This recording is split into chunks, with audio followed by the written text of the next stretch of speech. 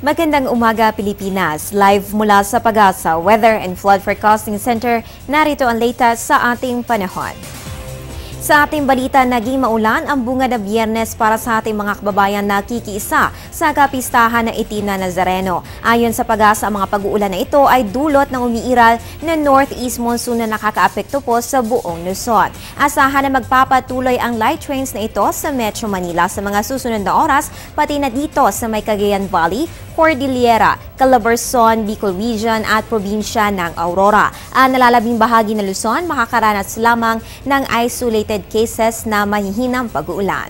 Dito naman sa Caraga, Central Visayas at mga probinsya ng Leyte at Camiguin, asahan naman po ang rainy weather condition due to wind convergence. Ang natitirang bahagi po naman sa makakaranas naman ng partly cloudy to cloudy skies with isolated rain showers or thunderstorms. At syempre bilang pagtutok sa Feast of the Black Nazarene, narito ang special weather forecast ng Pag-asa ngayong araw. Ang temperatura po ay maglalaro sa pagitan ng 19 to 29 degrees Celsius at sa mga susunod na oras ay makakaranas po tayo ng mahihinang pag-uulan.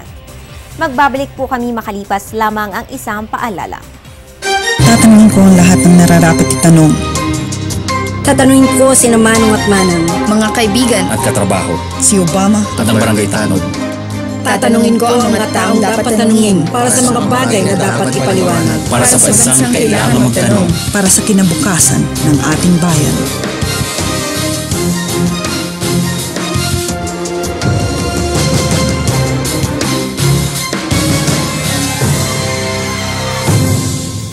At yan ang latest mula dito sa Pag-asa. Manatiling nakatutok sa ating weather conditions sa pamamagitan ng Panahon TV Facebook at Twitter accounts. Antabayan na rin ang aking susunod na update mamayang alas 10 ng umaga. Ang update na ito ay hatid sa inyo ng Panahon TV Express kung saan walang pinipiling panahon ang pagbibigay impormasyon.